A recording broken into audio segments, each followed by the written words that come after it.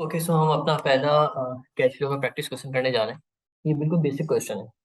तो इसको देख के कोई ये एक्सपेक्टेशन ना डेवलप कर ले कैश फ्लो का इतना ही आसान क्वेश्चन होता है। ये सिर्फ आपकी बेसिक अंडरस्टैंडिंग के लिए कि कैश फ्लो स्टेटमेंट बनती कैसे, इसलिए करवाया जा रहा है। तो कैश फ्लो स्टेटमेंट का एक सवाल देखते हैं किस तरह से नॉर्मल आ सकता है। देखिए, मैंने आपको बताया था कैश फ्लो स्टेटमेंट बनाने के लिए हमें बैलेंस शीट के ओपनिंग क्लोजिंग बैलेंसेस गिवन होना जरूरी है। तो यहाँ पे एबीसी कंपनी की बैलेंस शीट गिवन है और ओपनिंग और क्लोजिंग एसेट्स गिवन है 18-19 के। और फिर यहाँ पे एक छोटी सी इनकम स्टेटमेंट बना के दी जिसमें sales, cost of goods sold, gross profit, selling and marketing expense, depreciation expense, miscellaneous expenses, then profit before interest and tax आ गया 1,65,000 का, इंटरेस्ट एक्सपेंस आ गया 3,000 का, प्रॉफिट बिफोर टैक्स आ गया 1,62,000 का, टैक्स एक्सपेंस 8,000 का और 1,54,000 का प्रॉफिट आफ्टर टैक्स मेरे पास आ चुका है। सो मैंने आपको बताया था कि कैश फ्लो स्टेटमेंट हमारी स्टार्ट होती है cash flow from operating activities से। तो हमने हेडिंग लगाई और फिर हमें सबसे पहले चाहिए होता है profit before interest and tax. तो इस क्वेश्चन में अगर हम देखें तो ऑलरेडी हमें गिवन है profit before interest and tax 1,65,000 रुपए का, जो कि हमने यहाँ पे यूज कर लिया। इन केस हमें क्वेश्चन में गिवन ही ना होता 1,65,000, तो हम कैसे कैलकुलेट करते हैं। तो उसके लिए मैंने एक छोटी सी वर्किंग बनाई है कुछ दिखाने के लिए। मैं क्या करता, मैं अपने प्रॉफिट का इनकम स्टेटमेंट से प्रॉफिट आफ्टर टैक्स की फिगर उठाता 1,54,000, जो कि मैंने यहाँ पे वर्किंग वन में ले ली। इसमें मैं ऐड करता टैक्स एक्सपेंस और ऐड कर लेता इंटरेस्ट एक्सपेंस 3,000 रुपये। तो मेरे पास पीबीआईटी की वैल्यू आ जाती है। ये मैंने क्या किया, इंटरेस्ट एक्सपेंस और टैक्स एक्सपेंस लेस होने के बाद पीएटी की वैल्यू आई। तो अगर पीएटी में से मैं अपने वापस ऐड बैक कर दूंगा टैक्स एक्सपेंस और इंटरेस्ट एक्सपेंस, होगा बस पीबीआईटी की वैल्यू आ जाएगी। तो इस तरह से मैंने अपने profit before interest and tax की वैल्यू निकाल लेता, अगर मुझे डायरेक्ट पीबीआईटी की वैल्यू गिवन ना होती तो। चलिए आगे बढ़ते हैं। 1,65,000 रुपये की जब मेरे पास वैल्यू आ गई पीबीआईटी की, तो मेरा पहला ऑब्जेक्टिव क्या होता है कि इन प्रॉफिट्स को मैं कन्वर्ट करूँ कैश फ्लोस में। वो मैं कैसे करता हूँ, bye adjusting the non cash expenses and non cash income. तो इस क्वेश्चन में हमने हेडिंग लगाई एडजस्टमेंट फॉर की। देन हमने देखा है कि हमारे पास इस क्वेश्चन में कौन कौन से नॉन कैश एक्सपेंस या नॉन कैश इनकम गिवन है। तो अगर मैं इनकम स्टेटमेंट में देखा हूँ, बच्चे बेवकूफ़ी ये ना करें कि इनकम और एक्सपेंस देखने के लिए बैलेंस शीट पे आके ढूंढें। इतनी अंडरस्टैंडिंग आपकी होना जरूरी है कि इनकम और एक्सपेंस आपको इनकम स्टेटमेंट मिलेंगे, ना कि बैलेंस शीट के अंदर। तो मैंने यहाँ पे आके देखा, मुझे एक डेप्रिसिएशन एक्सपेंस नजर आया 10,000 का, और मुझे पता है डेप्रिसिएशन एक्सपेंस मेरे एक नॉन कैश एक्सपेंस है। तो मैंने यहाँ पे नॉन कैश एक्सपेंस की हेडिंग के अंदर लगा दिया डेप्रिसिएशन एक्सपेंस 10,000। अब ये मेरा क्योंकि एक फिक्स फॉर्मेट बना हुआ है हर क्वेश्चन के लिए, तो मैंने यहाँ पे 0 0 लिखा है। आपको लिखने की जरूरत नहीं है, आपको जो चीज नजर आए बस आप उसको लिखें और आगे बढ़े। इसे मैं इसको मैं आपको दिखाऊं जो आप काम करते हैं किस तरह से करते हैं। आपके पास ये तीन चीजें नजर नहीं आ रही होती, ठीक है। इस तरह से आ रहा होता क्वेश्चन कुछ। चलें, आपने डेप्रिसिएशन एक्सपेंस यहाँ पे एडजस्ट कर लिया और कोई नॉन कैश इनकम तो यहाँ पे है नहीं, तो नॉन कैश इनकम भी कोई नहीं आएगी।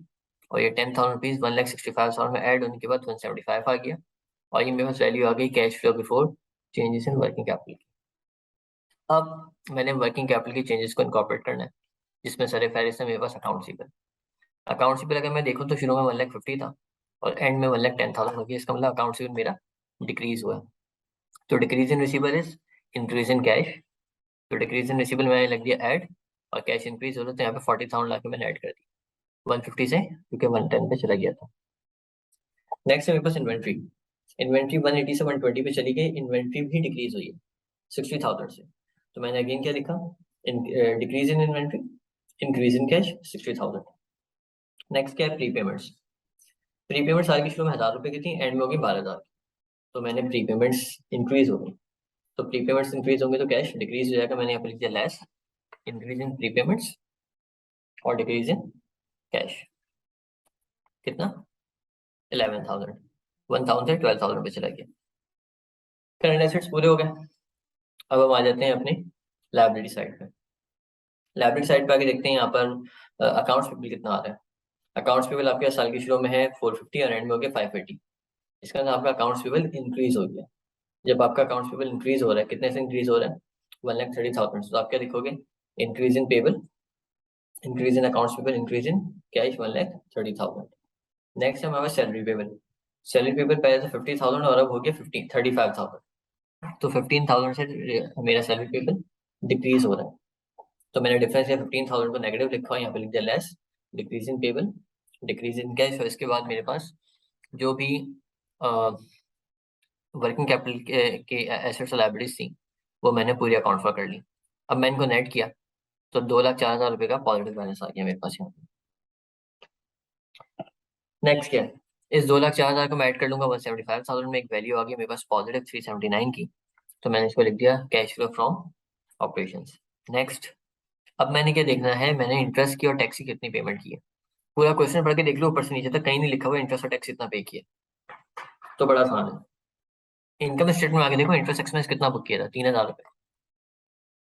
अब हमें देखना ये कि हमने 3,000 का तो इंटरेस्ट एक्सपेंस किया था, एक्सपेंस इनकर कितना हुआ इंटरेस्ट का 3,000, पेमेंट कितनी हुई।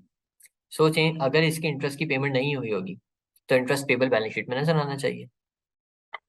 अगर इंटरेस्ट की पेमेंट मैंने नहीं की तो इंटरेस्ट पेबल होना चाहिए ना बैलेंस शीट में, तो बैलेंस शीट में आगे देखें क्या कोई इंटरेस्ट पेबल नजर आ रहा है, नहीं नजर आ रहा। इंटरेस्ट पेबल ना नजर आने की वजह यह है कि हमने पूरा इंटरेस्ट पे कर दिया, तो हमने यहाँ पे इंटरेस्ट पेड पूरा दिखा दिया 3,000। मैंने कहा था मैं बताऊंगा आपको पहचान का तरीका, कि अगर एग्जामिनर ने लिखकर नहीं दिया कि आपने इंटरेस्ट और टैक्स पे किया तो आप कैसे पहचानोगे। सिमिलरली टैक्स एक्सपेंस यहाँ पे आ रहा है 8,000। अगेन आप देखें अगर आपने टैक्स पे नहीं किया होगा तो टैक्स पेबल नजर आना चाहिए बैलेंस शीट में, और बैलेंस शीट में देख लें कोई टैक्स पेबल नजर नहीं आ रहा। इसका मतलब आपने टैक्स भी पूरा पे कर दिया, तो आपने टैक्स भी यहाँ पे 8,000 को पूरा लेस करके दिखा दिया। अब जब मैंने सारे फिगर्स को नेट किया तो मेरे पास एक पॉजिटिव फिगर आ गया जिसको मैंने क्या नाम दे दिया, cash flow from operating activities. 379,000 से 3,000 और 8,000 लेस कर दिया, एक पॉजिटिव फिगर आ गया 368,000 की मेरे पास। अब आगे बढ़ते हैं, मूव करते हैं CFI पे, cash flow from investing activities में। देखते हैं, प्लांट है मेरे पास साल की शुरू में 2.5 लाख का और एंड में हो गया 3.5 लाख। तो प्लांट मेरा कितने से इंक्रीज हो रहा है, लाख रुपए से। 1 लाख से प्लांट इंक्रीज हो रहा है, इसका मतलब क्या है, मैंने प्लांट को परचेज किया, तो मैंने यहाँ पे लिख दिया परचेज ऑफ प्लांट। 1 लाख रुपए नेगेटिव वैल्यू यहाँ पे लेस करके दिखा दिया। लैंड देखते हैं, लैंड साल की शुरू में 5 लाख की थी, एंड में हो गई 6.5 लाख की, तो मेरी लैंड भी इंक्रीज हो रही है, कितने से, 1.5 लाख रुपए से। जब मेरी लैंड इंक्रीज हो रही है 1.5 लाख से, तो मेरे पास 1.5 लाख का कैश चला गया, तो मैंने यहाँ पे लिख दिया less purchase of land 1.5 lakh रुपए। इसके बाद इस क्वेश्चन में कोई भी इंटरेस्ट रिसीव या डिविडेंड रिसीव से रिलेटेड इन्फॉर्मेशन नहीं थी, तो मैंने यहाँ 0 0 लिख दिया। आपको ये भी लिखने की जरूरत नहीं है, आप डायरेक्ट यहाँ से आगे मूव कर सकते हैं इस तरह से। अब जब मैंने इन दोनों को टोटल किया, दोनों ट्रांजेक्शन्स का, तो मेरे पास नेगेटिव 2.5 लाख की वैल्यू आ गई। इसको मैंने नाम दे दिया cash use in investing activities. Investing activities में 2.5 लाख रुपए मेरे यूज हो गए। नेक्स्ट हम मूव करते हैं cash flow from financing activities पे। फाइनेंसिंग एक्टिविटीज में क्या हो रहा है अभी देखते हैं जाके। बैलेंस शीट पे आया, हमने देखा यहाँ पे शेयर कैपिटल है मेरे पास 9 लाख का साल के शुरू में, और एंड में है 1 मिलियन। तो मेरा कैश कितने से इंक्रीज हो रहा है, सॉरी शेयर कैपिटल कितने से इंक्रीज हो रहा है, 1 लाख रुपीज से। शेयर कैपिटल इंक्रीज होने का मतलब है कैश आया होगा, तो मैंने यहाँ पे लिखकर दिखा दिया issue of shares 1 lakh rupees add कर दिया। अगर मैं बॉन्ड्स पेबल देखूँ तो साल के शुरू में बॉन्ड्स से 3,26,000 के, और साल में बॉन्ड्स एंड में हो गए 3,62,000 के। अगेन मेरे बॉन्ड्स भी इंक्रीज हो गए। जब मेरे बॉन्ड्स इंक्रीज होने तो क्यों इंक्रीज होंगे, क्योंकि मैंने बॉन्ड्स के थ्रू पैसा रेज किया होगा। तो मेरे पास कितना आता है, 362 में से 326 माइनस करूँ तो वैल्यू आती है 36,000 की। ये भी मैंने बॉन्ड्स के थ्रू पैसा रेज किया है। यहाँ मैंने ऐड करके दिखा दिया इश्यू ऑफ नो नोट्स या इश्यू ऑफ बॉन्ड्स, जो भी लिख सकता हूँ यहाँ पे, इश्यू ऑफ बॉन्ड्स। अब मेरे पास कोई रीपेमेंट या कोई डिविडेंड की पेमेंट की तो इन्फॉर्मेशन या क्वेश्चन में गिवन है नहीं, तो मैंने इसको 0 0 कर दिया। आपको 0 लिखने की जरूरत नहीं थी, आप डायरेक्ट आगे बढ़ सकते थे यहाँ पे। तो आपने इन दोनों को टोटल किया तो कितना हो गया, 1,36,000, और ये मेरे पास आ गई पॉजिटिव वैल्यू, तो इसको मैंने लिख दिया cash flow from financing activities. अब क्योंकि मैंने तीनों एक्टिविटीज को परफॉर्म कर लिया है प्रॉपरली, तो मैं तीनों को नेट कर लूंगा। 368,000 प्लस 250 प्लस 136, तो नेट कितना हुआ, 2,54,000, क्योंकि ये नेगेटिव वैल्यू थी। पॉजिटिव वैल्यू यहाँ पे मेरे पास आ रही है तीनों को नेट करने के बाद, तो मैंने लिख दिया net increase in cash and cash equivalent. Cash equivalent का मतलब ऑलरेडी मैं आपको अब समझा चुका हूँ। इसमें मैं ऐड करूंगा opening cash and cash equivalent, जो कि मुझे अपनी बैलेंस शीट से मिल जाएगा। बैलेंस शीट में देखते हैं ओपनिंग कैश कितना है, 8,25,000 रुपीज। या मैंने आके लिख दिया 8,25,000 रुपीज ओपनिंग कैश। अब मेरा कैश इंक्रीज हुआ 254,000 से, और मेरा ओपनिंग कैश था 8,25,000। दोनों को मैंने ऐड किया तो क्लोजिंग कैश मेरा बनता है 1,79,000। This should be equal to my closing cash balance in the balance sheet. आइए देख लेते हैं closing cash balance balance sheet में कितना आ रहा है, 1,075,79,000। ये मेरा मैच हो गया बैलेंस, और ये मेरी कैश फ्लो टाई हो गई। और इस तरह से हमने अपने कैश फ्लो का बेसिक क्वेश्चन जो था वो हमने कंप्लीट कर लिया। अगेन देख लें, मैंने इनडायरेक्ट मेथड से करवाया है, अभी मैं डायरेक्ट मेथड की बात नहीं कर रहा। आगे क्वेश्चन में हमने और क्या देखना है?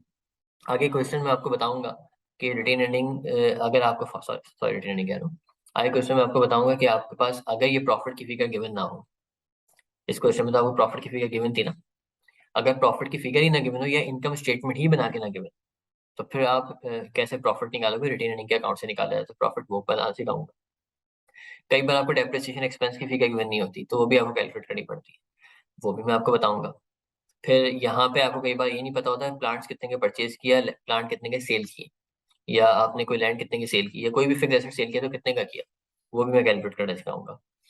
फिर कई बार आपको क्वेश्चन के अंदर इंटरेस्ट पेबल या टैक्स पेबल की वैल्यू गिवन होती है, तो फिर हम उसमें कैलकुलेट करना ये सीखेंगे कि हमने टैक्स और इंटरेस्ट कितना पे किया, वो भी मैं आपको बताऊंगा। और issue of shares and bonds के अंदर भी हमें ये चीज़ देखनी पड़ती है, कई बार खुद कैलकुलेट करके कि हमने कितने के इश्यू किए शेयर्स और कितने के बॉन्ड्स इश्यू किए।